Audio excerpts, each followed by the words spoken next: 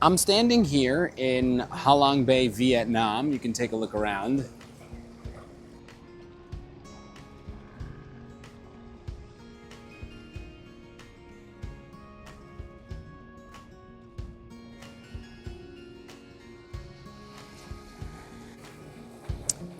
And honestly, it's hard to believe this place is real. There's giant cliffs shooting out of the sea. There's thousands of islands scattered across the horizon.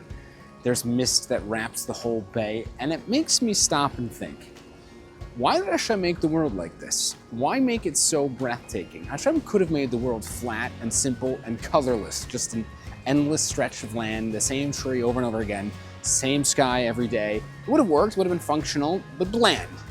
But he didn't do that. Instead, he made mountains that touch the heavens and oceans that never end and deserts and jungles and waterfalls and valleys and places that like this that leave you speechless. Why? Perhaps the answer is because the beauty is the message. Creation itself is the proof because it speaks to us through the natural world. The modern world thinks it has all the answers. Science claims to have cracked every code. They can send rockets to Mars, but they can't explain how a 200-foot oak tree comes out of something as small as an acorn. Or they could build AI robots, but they still can't explain how a chicken produces an egg. The so-called anti-God world pretends it figured everything out, but the biggest mysteries, the most obvious miracles, are right under their noses. It reminds me sort of the story with Reb Shimon Schwab. Towards the end of his life, he came to a camp in a wheelchair, and a kid with a little bit of chutzpah walked up to him and said, "Rabbi, where is God?"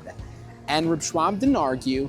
He didn't open a sefer, he didn't give a speech. He just bent down, pulled up one blade of grass, held it up, and said, "Right here. He's right here." And then he wheeled away. That's the whole answer. Hashem is right here. The world is alive with him. We think we don't have Nevi'im anymore. We don't see open miracles nowadays. But that's wrong. We do.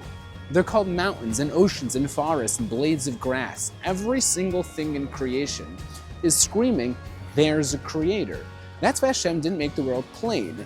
That's why he gave us sunsets that stop us in our tracks and oceans that humble us and skies that make us feel small. He wanted us to see him not just in the Torah, not just in the Beis Medrash, not just in our history, but in the very world we walk through every single day. So standing here in Halong Bay, surrounded by cliffs that look eternal and water that never stops moving, I can almost hear them shouting, "Look around you, open your eyes, Hashem is right here."